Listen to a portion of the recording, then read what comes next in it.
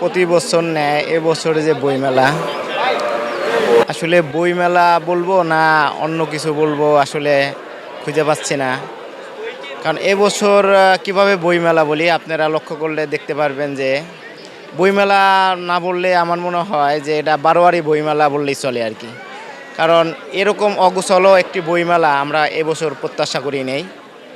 আমরা ভাবছিলাম যে বিগত দিনের চাইতে হয়তো এবছরের বইমেলাটা আমরা বিগত দিনে চেয়ে ভালো হবে এবং ভালো করব। আপনি দেখেন হকার দিয়া বাহিরে আপনার টিএসসি মোড় থেকে দোয়েল চত্বর পর্যন্ত কি না পাওয়া যায়।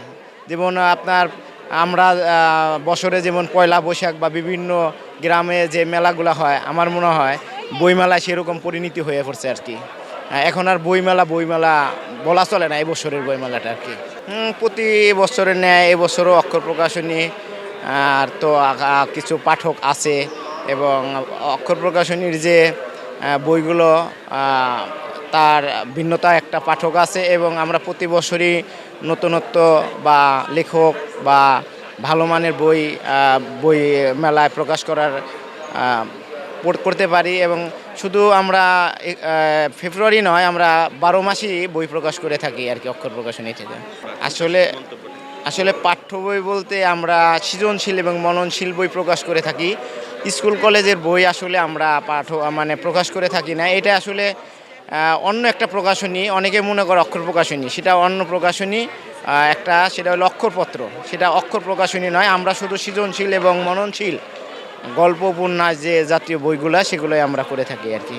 আসলে অক্ষর প্রকাশনী বাংলা সাহিত্যের শুধু বাংলা সাহিত্যের না এপার ওপারের আপনার কবি সাহিত্যিক যারা এই বাংলা ভাষাকে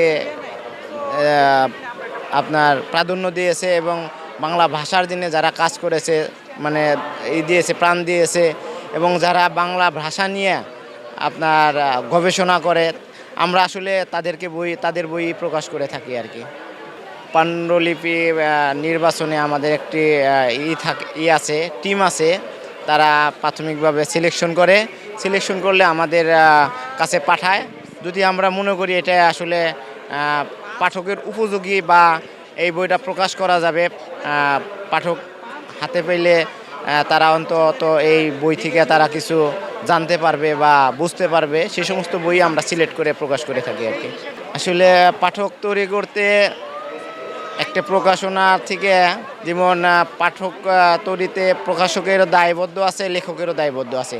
শুধু যদি তার লেখকের লেখনী যদি ভালো থাকে মানে আমার মনে হয় সেটা মানে অনেক সহজ, মানে সেটা পাঠকের হাতে পৌঁছাইতে বা পাঠক জনপ্রিয় পাইতে লেখক প্রকাশক উভয়েরই এখানে গুরুত্ব আছে আর কি। আসলে প্রকাশনা জগৎ এটা একটা আসলে শিক্ষা জাতি মেরুদণ্ড। আমরা আসলে সেটা নিয়েই আমরা কাজ করি। প্রকাশনা সেক্টর আসলে এটা একটা শিক্ষিত আপনার কি বলবো শিক্ষা জাতির মেরুদণ্ড। এই প্রকাশনাটা আমরা যারা সৃজনশীল প্রকাশনা করে থাকি তারা আসলে এটা মূলত আমরা ব্যবসার দিকে দেখি না, আমরা এটা দেখি যে আমাদের যে প্রজন্ম তারপরে প্রজন্ম তাদের হাতে আসলে বাংলা ভাষা যে সেটা তাদের কাছে পৌঁছায় দেওয়ার জন্যই আমরা মূলত চেষ্টা করি আর কি। আসলে প্রকাশনা শিল্প এখন যেভাবে আপনার কি বলবো যে ইন্টারনেট বেরিয়ে তারপরে আপনার কি কয় আপনার এটারে আসলে আধুনিকতার ছোঁয়ায় কিন্তু আসলে আমরা যে আগে দেখতাম আমাদের আগের প্রজন্ম বা আমরা যারা যখন ছিলাম তখন দেখছি যে একটা হাতে বই নিয়ে পড়ার যে একটা মজা বা একটা আনন্দ সেটা কিন্তু এখন না। এখন কিন্তু সবাই ইউটিউবে ঢুকে আপনার বই পাইতেছে, অন্য কিছু পাইতেছে। এখন কিন্তু বই নিয়ে আসলে ওইভাবে পাঠক বলেন বা একটা বলেন তারা কিন্তু বই নিয়ে অত ব্যস্ত নাই কি আমরা আমাদের প্রজন্মে যেরকম ছিল আর কি। জিনিসটা ডিজিটাল কন্টেন্টের প্রতি তরুণদের বা এখনকার প্রজন্মের আকর্ষণটা বেশি অবশ্যই। আপনারা কি কোনো এই বিষয়টা নিয়ে কাজ করছেন? আসলে এখন আমরা অনলাইনের চেষ্টা করতেছি যে শুধু আমাদের হার্ড কপি নয়, আমাদের অনলাইনেও যাতে নাকি পাঠক বইটা ডাউনলোড করে পড়তে পারে বা সহজে পায়, সে ব্যাপারেও আমরা কাজ করছি আর কি।